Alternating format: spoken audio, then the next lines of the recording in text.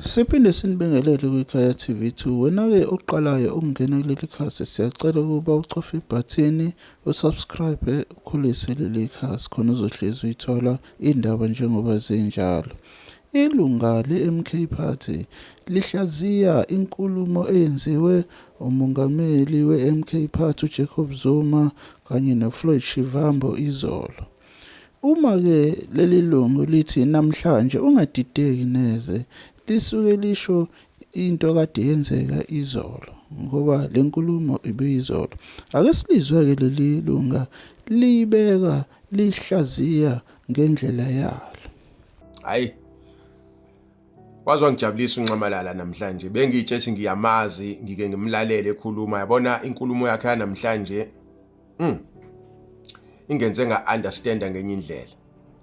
Hlangana umuntu omnyama.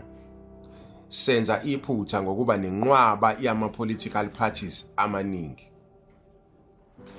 Ngithathele futhi nento esho uFloyd. Ngeke kusisize ukuloku esihlukahlukene. Asihlanganeni masinemqondo efanayo.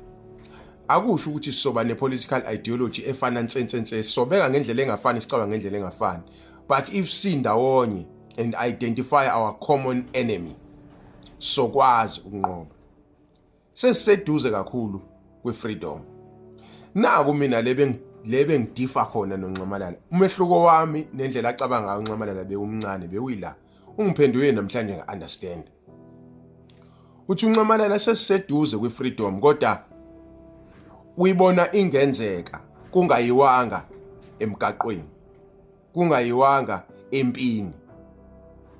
Uma abantu abamnyama bengaqoqana kufela ama-political parties amancane, sihlangane sibe into eyodwa, singakwazi ukuyithola le nkululeko, sihambe siyoshintsha i-constitution, ikwazi ukufavor umuntu omnyama. Yabona-ke lapho hayi ungenze nga-understand-a, because mina personally ngiyibuka isidelay lento yokuparticipate kuma-elections and stuff.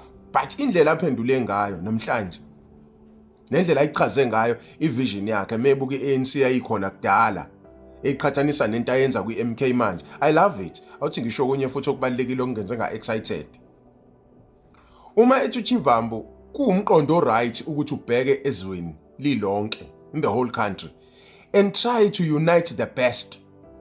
Yabo, uhlanganisa abantu abagude ezintweni ezahlukahlukene, abanye bakwi-law, abanye bakwini, abanye bakwini, then you put them together. Yabona-ke lapho-ke, that's where you can have a strong force engakwazi ukuthi izoletha lo shintsho esilifunayo. I was very impressed with izinto eziningi namhlanje ma-MK amahle.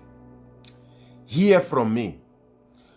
Don't worry about inkinga onazo kwi-local la ukhona, or ilo muntu oyi-interim owenza ukuthanda kwakhe. Don't worry about that.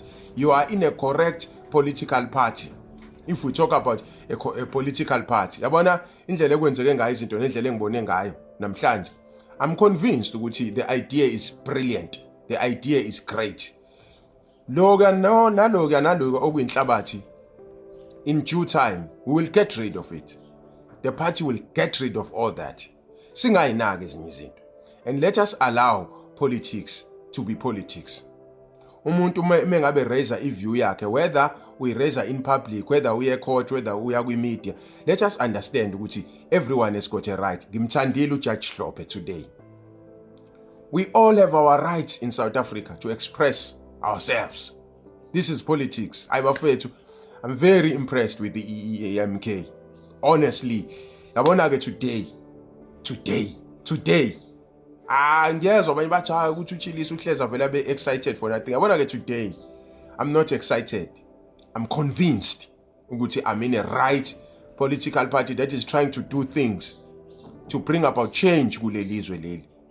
What we can do thina on the ground is to make sure ukuthi we mobilize our people, we give political education, because our leaders ngeke azafinyelele in all corners of the country. Uthe uNxamalala, we have to make sure ukuthi we spread the message. Siyalishumayela evangelizwe ligcwale everywhere. The message of unity amongst abantu abamnyama, it is very important. Hlangana mntu omnyama.